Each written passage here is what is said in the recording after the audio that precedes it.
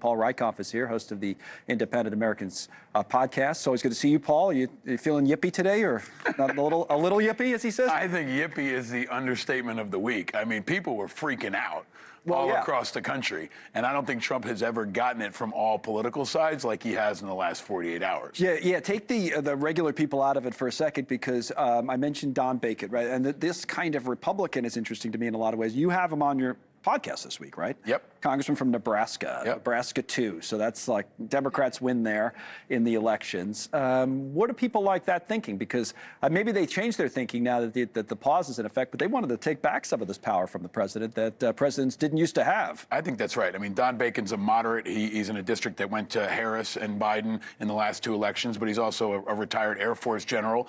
He's bucked Trump on Ukraine and other issues. We had a really good conversation, but he's introducing, a tariff bill in the House to try to restrain presidential power. I think that's the angle Republicans are taking here. They're not specifically focusing on Trump, but talking about reining in presidential power. And he's not just getting it from moderates. I mean, he's getting it from everybody across the political spectrum. In a way, I don't think he even got in his last term. This might have been the toughest 48 hours for him politically because of the way the markets responded, the way business community responded, people in his own party and even in his own administration responded. And so it felt like he really went off the tracks even more than usual. And today he's back on track and focused on China, which is very popular, especially with moderates and independents, and seems like he's got more focus. That's the point I was making to Niall a few minutes ago, is that if you're going to have, if you're going after everybody, especially if your numbers don't work, and just about everybody agreed those numbers did not work that he put up on the board. I mean, people who support the president, people who used to work for him were saying, so now you're in a different situation, right? Because you're 10% across the board, right?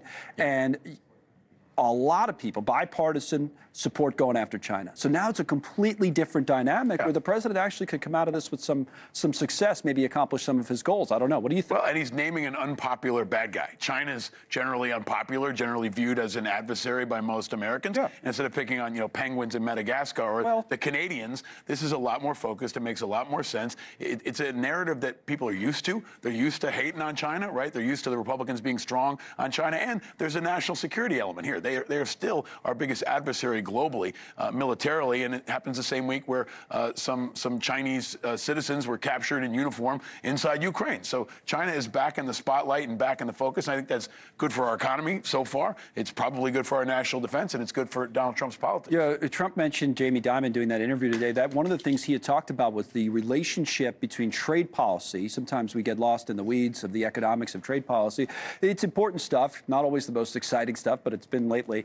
And national security, to your point, that the two often, if you look back at history, they do go hand in hand. Yeah, and people want some stability. I mean, in the markets and in national security, chaos, tumult, this constant mayhem is not good for anybody's blood pressure or for our national security or for the market. And I think it's been isolated to national security a lot of this time, but now that it's shifted over into our economy, into the markets, into people's 401k, they don't like it. And especially independents, half the country are independents. They want to see stability. They want some predictability. And the global order wants some stability, whether it's around the dollar or what we're going to do with our troops in Europe. They want to see a plan and some stability, and they want to know they can count on America, whether it's on our troops or on our dollar. They want to know that America is stable and reliable. I did think that was an interesting question that the president received from one of the reporters there. Said, what about your credibility, Mr. President? You said you wouldn't do this, you wouldn't pause, and that kind of thing. And the president's answer was, well, you need to have flexibility. In other words, I'm always going to have flexibility, but you bring up trust and American credibility in all of this. Damage done. How do you look at it?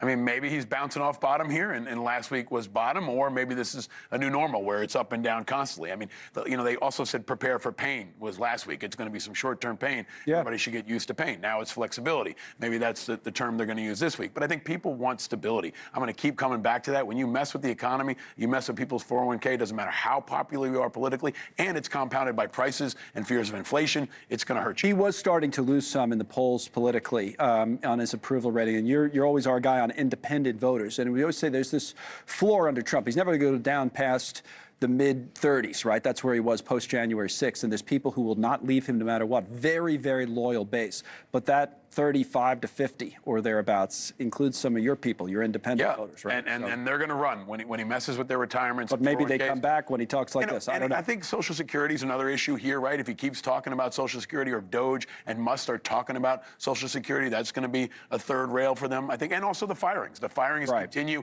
across the country. That's impacting unemployment. It's 1/3 of those those firings are veterans. It's been very unpopular, and that seems to be out of the spotlight for now. Yep. But they're going to come back in the spotlight as they continue to make cuts at HHS, VA, and other places across the government. Got to see how this market closes. Thank you, as always, Paul. Thank Paul you, sir. Rykoff with us. We mentioned the podcast. Check out Paul's most recent episode there with Congressman Don Bacon, which we were talking about a moment ago.